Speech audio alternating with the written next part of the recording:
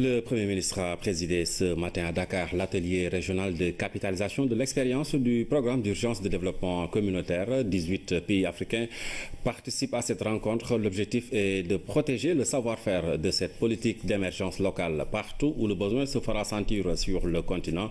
C'est un sujet de Lamine Touré. 18 mois de mise en œuvre des milliers de réalisations dans le monde rural, le PUDC suscite ainsi un grand intérêt en Afrique. 18 pays du continent prennent part à cette première rencontre de capitalisation de l'expérience du programme d'urgence de développement communautaire. Nous pouvons nous réjouir pour ce programme, en 18 mois, comme on le disait tout à l'heure, d'avoir autant de résultats sur la voie d'un développement durable et inclusif pour notre pays. Sur le volet hydraulique, il a été réalisé 187 forages sur un total de 238. 68 châteaux d'eau ont déjà été réalisés, soit 50% de l'objectif. 1753 km de linéaires de réseau mis en place et fonctionnels sur un total de 4700. 182 abreuvoirs sur un total de 346. Et 1070 bornes fontaines sur un total de 1800. Des résultats qui participent à la correction des inégalités sociales au niveau local, et cela en un temps record. Grâce à l'accompagnement du programme des Nations Unies pour le développement PNUD, le PUDC a été exécuté suivant les normes de transparence en matière de gestion d'urgence des projets.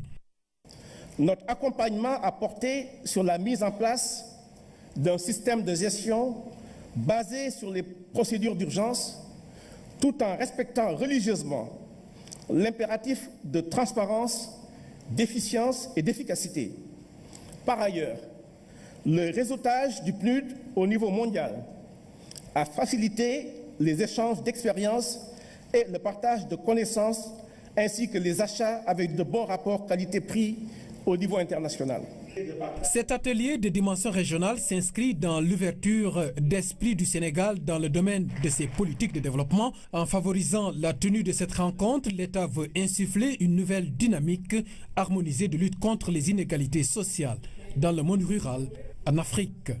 Cette rencontre de haut niveau qui constitue un important cadre d'échange sur les questions majeures de développement. C'est pourquoi le gouvernement, sur instruction du chef de l'État, mènera une évaluation participative des impacts et la première phase de mise en œuvre du PUDC. Également, il me paraît crucial d'étudier les modalités d'allègement des volets d'intervention du PNUD et de redéfinir le périmètre des champs d'action cibles ou ce qu'on peut appeler la trousse d'action communautaire pour la nouvelle étape du PUDC. L'impact du PUDC sur les populations est réel. L'inclusion sociale contenue dans la vision stratégique du plan Sénégal fera de la cible du projet de vrais acteurs du développement national. Pour le moment, 7 pays africains ont mis en exécution ce modèle d'émergence.